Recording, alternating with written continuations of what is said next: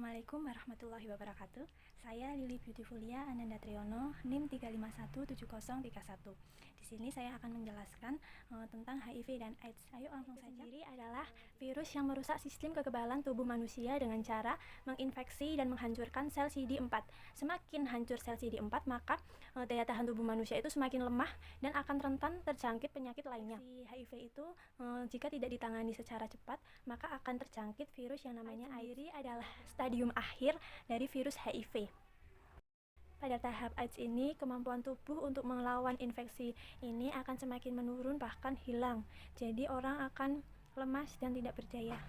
Sampai saat ini belum ada obat untuk menangani virus HIV dan AIDS ini. Akan tetapi ada vaksin-vaksin untuk memperlambat jalannya virus ini di dalam tubuh kita. Gejala pada tahap ini muncul 1-2 bulan setelah infeksi terjadi di dalam tubuh kita. Terus penderita umumnya tidak menyadari bahwa dirinya sudah terinfeksi virus ini karena gejala yang muncul itu mirip dengan gejala flu biasa, serta dapat hilang dan kambuh kembali. Gejalanya antara lain sering sakit kepala, sakit perut, mual hingga muntah, terus muncul ruam-ruam di kulit, dan sakit tenggorokan hingga sariawan di mulut. Setelah beberapa bulan, virus ini memasuki fase laten, di mana infeksi yang laten yang berlangsung hingga beberapa tahun atau dekade. Pada tahap ini, virus HIV semakin berkembang dan merusak kekebalan tubuh manusia.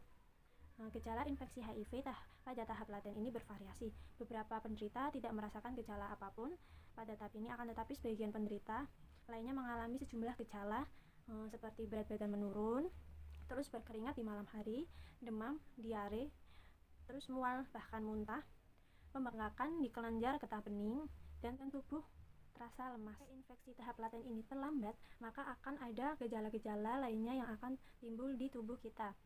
Gejala tahap 3 itu ada berat badan yang turun tanpa diketahui apa sebabnya, terus berkeringat di malam hari, bercak putih di lidah, mulut, kelamin yang berlangsung lebih dari 10 hari, diare kronis atau diare terus-menerus, terus sesak nafas, ada tubuh selalu merasa lemas, tidak berdaya, mudah memar dan berdarah jika terinfeksi sesuatu, mudah marah dan depresi, gangguan saraf atau sering lupa,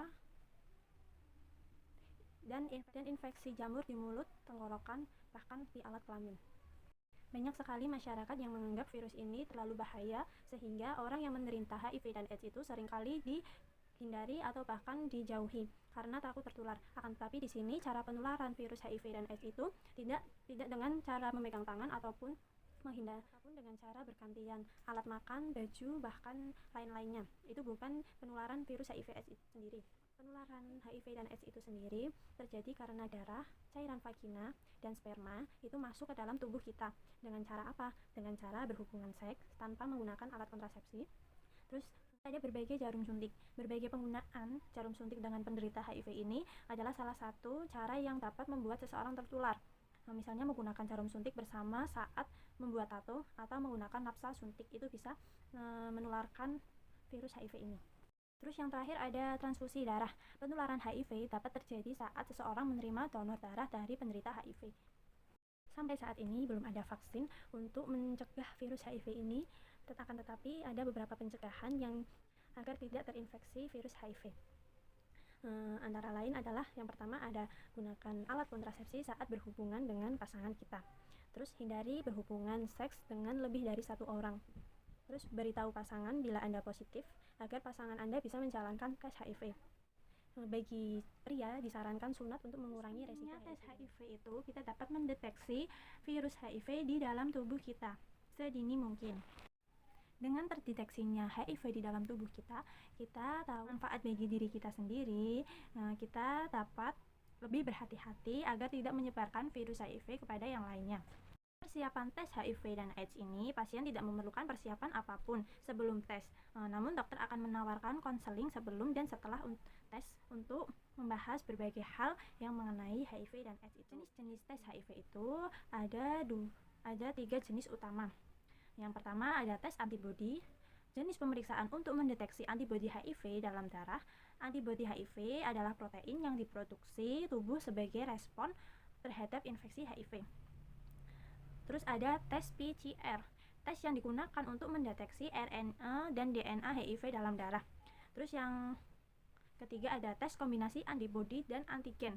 Tes ini dilakukan untuk mendeteksi antigen HIV yang dikenal dengan P24 dan antibodi HIV1 atau HIV2.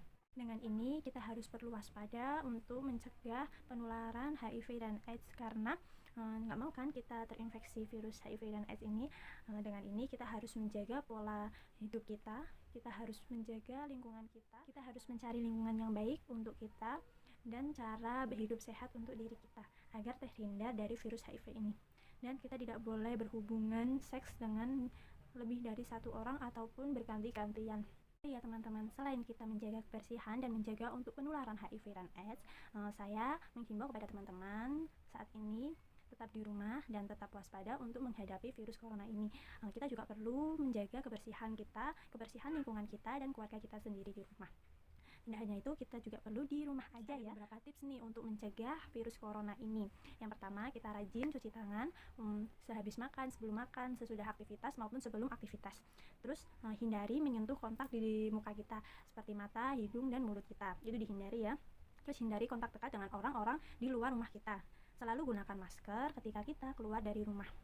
Yang terpenting tetap istirahat di rumah dan di rumah aja supaya kita memutus rantai penularan COVID-19 ini. Dari saya, terima kasih. Wassalamualaikum warahmatullahi wabarakatuh.